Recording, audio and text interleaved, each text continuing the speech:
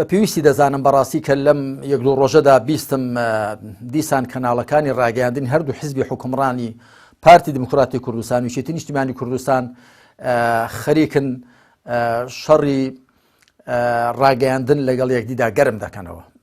من دڵسۆزانە داوایان لێ دەکەم هەرچی زووترە ئەو شەڕە ڕابگرن، هەرچی زووترە ئەو شەڕە ڕابگرن. خەڵک بارێکی قورسی لەسەر دڵ و دەروونە بەهۆی پەتای ڤایرۆسی کۆڕۆناوە. با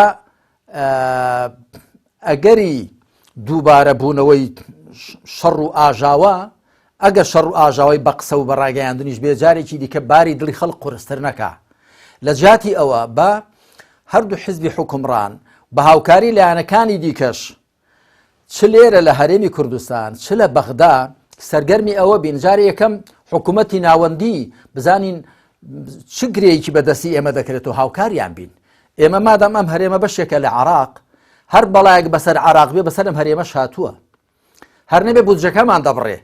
با لە جیاتی ئەوە کە لێرە خەریکی گورسپسڕچێنە و دمبەدمە بین پێیەکەوە کە هیچ سوودێکی نییە، با ئاوڕێک بدەینەوە بچین بەدەم برا عێراقیەکانمانەوە حکوومەتی ناوەندی عێراق بزانین لە کوێ ئاڵقاوە چی بە ئێمە چارەسەر دەکرێت، چی دیکە بەوە تۆمەتبارمان نەکەن کە ئێمە هەر بیر دەکەینەوە لە چەند پارێزگاکەی خۆمان. و پاشان لێرەش با گرفتەکانی حکومڕانیمان چارەسەرکەین. خەڵک چاوەڕێی موچەیە، خەڵک چاوەڕێی هاوکاریە، خەڵک چاوەڕێی ئاورلێدانی حکوومەتە.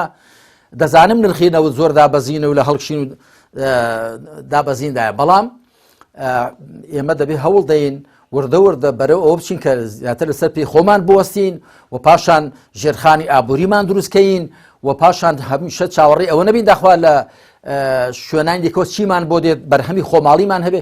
با بیر لەوانە بکەینەوە باشترە وەک لەوەی کە یەکدی تۆمەرد باشکەین و شەڕەقسە لەگەڵ یەکدیدا بکەین و با پند وەربگرین هەم لە ڕابردووی تاڵی خۆمان و هەم لە ئێستای حکومڕانی شیعە لە ئەنجامی ئەوەدا کە لە مێژوودا دەژین، لە ئەنجامی ئەوەدا کە لە چوارچێوەی تائیفە و مەزەردا خۆیان قەتیس کردووە، تەنیا بیر لە خۆیان دەکەنەوە. ئەوە تاکەوتونە بگرە و بەردە و گرسپسڕچێنەیەکی نێو خۆ کە نایان پڕژێتە سەر ئەوە کە ئیدارەی وڵاتی عێراق بکەن.